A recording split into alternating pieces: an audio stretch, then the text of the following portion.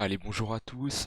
Aujourd'hui, on va voir Ether. Ether qui se fait vraiment bien défoncer. On est à 1500 dollars. Il fait une très mauvaise journée où on a cassé tout simplement le gros support.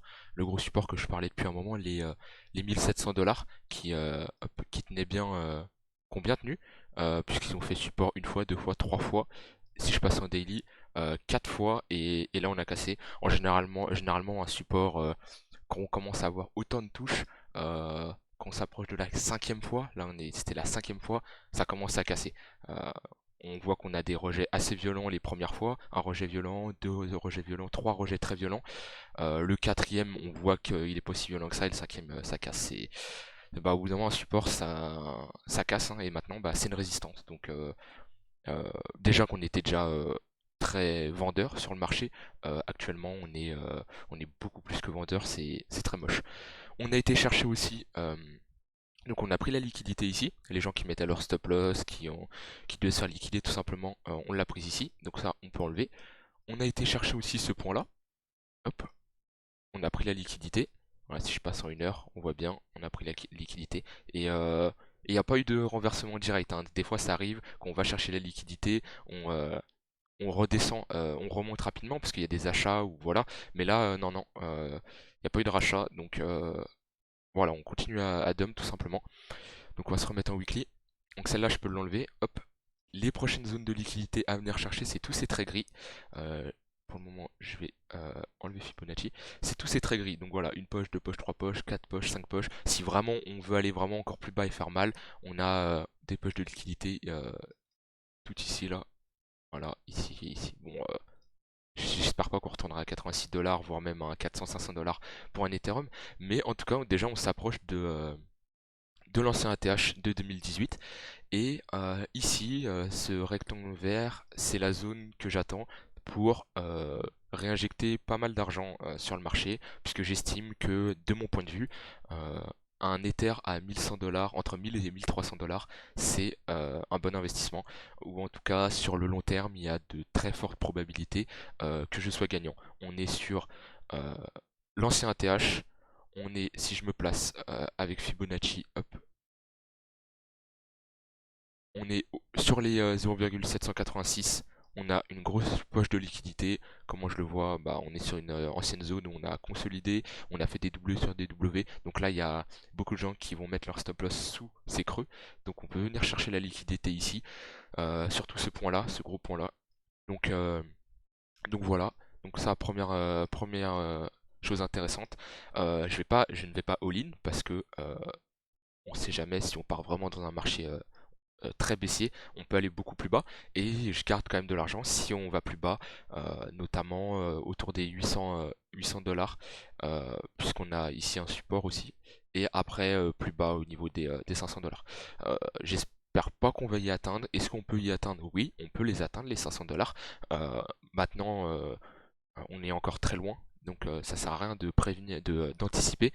Enfin, ça sert à rien de chercher à savoir ce qui va se passer dans les prochains jours. Il faut surtout anticiper, voir ce qui se passe. Et moi, j'anticipe que si le marché va ici, je saurai quoi faire. S'il ne va pas ici, je saurai aussi quoi faire.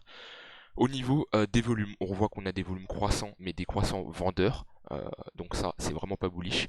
Le MACD, bah, toujours cette potentielle divergence, mais on y est très loin puisqu'il faudrait casser ici pour valider cette divergence. Si je passe en daily, on voit, je vais supprimer ça, on voit que le momentum il est dans les mains des vendeurs puisqu'on a fait un double top sur ce MACD et on a cross bearish, donc c'est très baissier.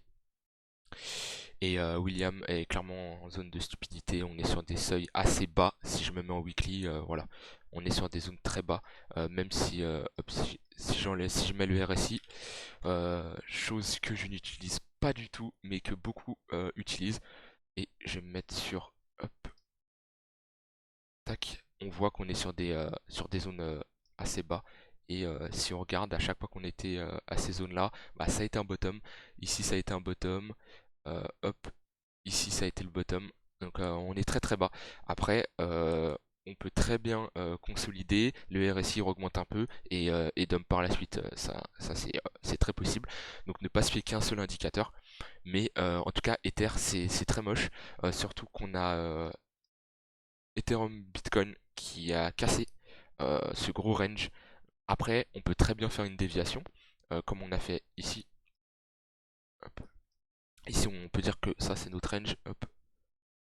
Ça, c'est notre range. On a fait une déviation en haut, on a réintégré. On peut refaire une déviation en bas et réintégrer. Je ne sais pas. Moi, ce que j'anticipe, c'est que pour le moment, on a cassé vers le bas. Le niveau théorique de ce M et de cette cassure, on va être sur les 1,618 ici et les deux des extensions de Fibo.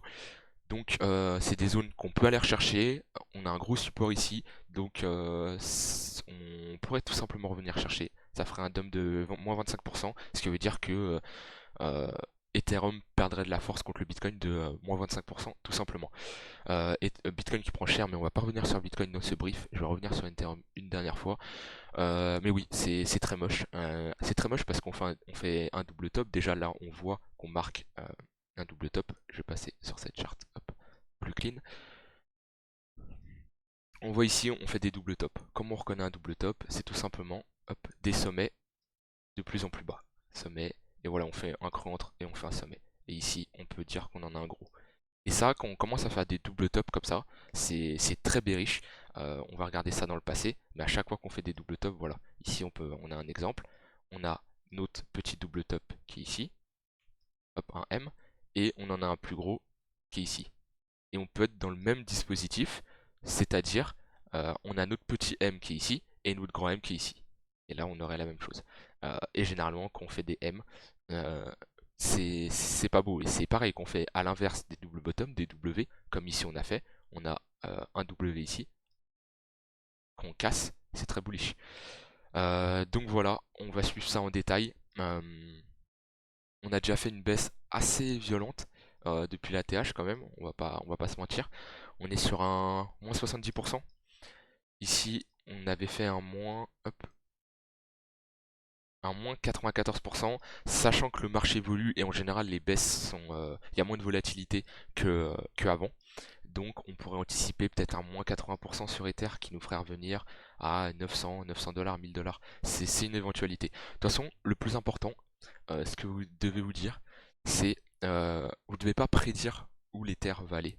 Vous devez juste savoir anticiper. Vous devez savoir si l'Ether il s'arrête ici, ce que vous devez faire. Si l'Ether retourne ici, ce que vous devez faire. S'il crache à 600 dollars, ce que vous devez faire. C'est ça qui est important en fait. Parce que vous ne pouvez pas anticiper. Vous ne pouvez pas vous dire, ok, ici c'est le bottom, je suis sûr à 100%.